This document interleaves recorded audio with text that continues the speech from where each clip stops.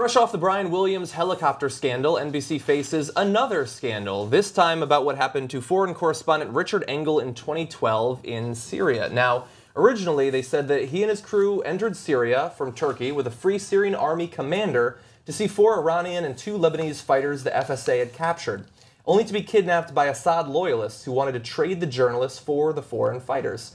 The kidnappers held Engel and 5 others for 5 days, but left them behind when they stumbled through a rebel checkpoint, wound up in a firefight, and fled after 2 of them were killed. That was the original story. Now, afterward, Engel did more research. They dug into the story and discovered that the kidnappers who took Engel and his news team captive for those 5 days lied to them and said that they were tied to Syrian President Bashar al-Assad. They are now believed to be part of a Sunni militant group not affiliated with the Shiite forces loyal to Assad. And so it looks like it was a big propaganda stunt, effectively, to fool these foreign correspondents into smearing, I guess, Assad, who'd previously had such a pristine legacy and reputation in the West. And more importantly, of course, it seems that NBC was somewhat aware of this when they were doing the initial reporting, that there were big questions about exactly the makeup of this group, what exactly happened, but they ran with the reporting anyway. That is some fascinating propaganda. I mean, you're playing chess there, doing what you can to influence Western media in order to be on the side of the rebels. And I think that it's definitely important for stories like this to be uncovered. And I give the New York Times a lot of credit for digging into the story a little deeper and basically calling Engel out on his reporting on this incident. Because whenever you have an uprising or a rebellion, usually there'll be at least some part of the U.S. and some politicians that will immediately call for the arming of the rebels, right? And the thing is, just because there is a group of people rebelling against an established government doesn't mean that everyone in that group is good, right? And so there is propaganda involved. It is a much more complicated and nuanced issue. So in this case, I mean, you see a little bit of failed journalism, which we see a lot of in the mainstream media anyway. And then you also see exactly how propaganda works when it comes to some of these foreign policy stories. It's insane. I mean, Richard Engel, this whole story is so indicative of just everything that's wrong with the corporate media establishment, because it's not state funded. Why are they parroting State Department propaganda, when the truth is something entirely different? That scares me much more than having an overt, like, Voice of America or Russia Today, knowing that the bias is coming directly from that government. When you have establishment journalists actually parroting the establishment line and not telling the truth about these situations, and as you said, it's a very, very complex issue. It's not black and white.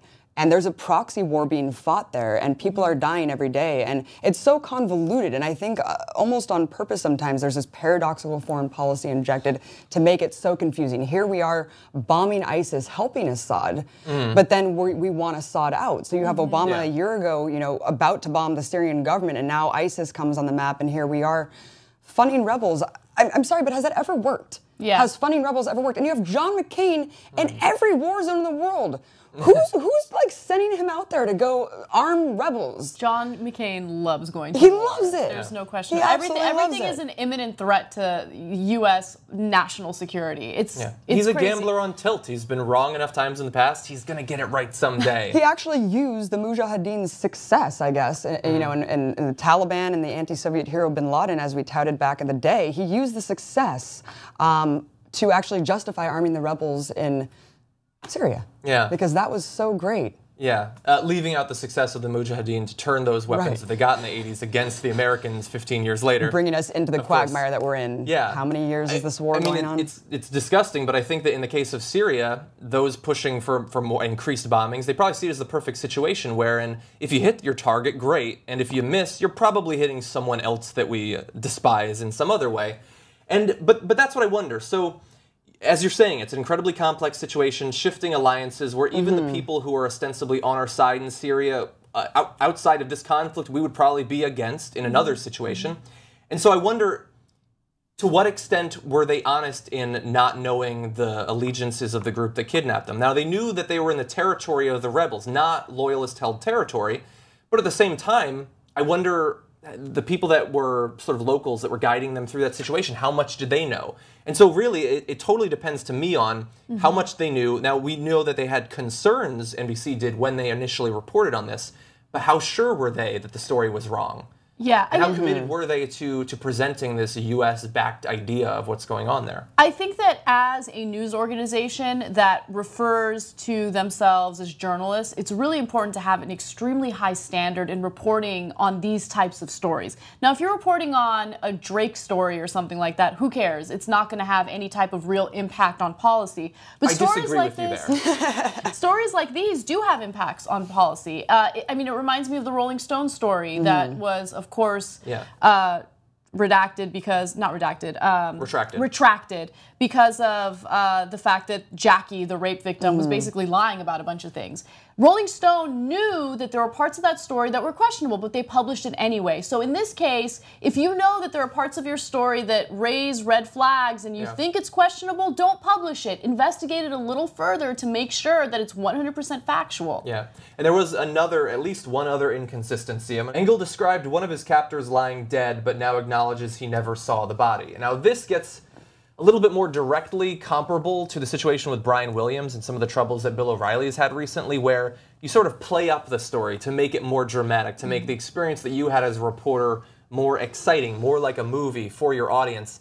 And I wonder, this is at NBC, this is not at Fox. Brian Williams is still in a great deal of trouble because of the story that he told, where the differences between reality and the reality as he presented it.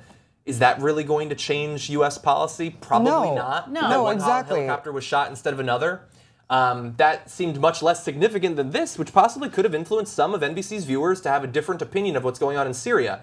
Now, Fox is never going to come down on Bill O'Reilly, despite a pattern of these sorts of exaggerations and lies about his foreign reporting. NBC, perhaps, I don't know what's going to happen to Richard Engel. Perhaps that's why he and his team was the ones who broke these changes to the story. They're worried about It's fascinating to me that you can be someone like Bill Kristol or Bill O'Reilly and just incessantly lie, right? And people are dying as a result of your lies in terms of Bill Kristol and these war hawks in D.C.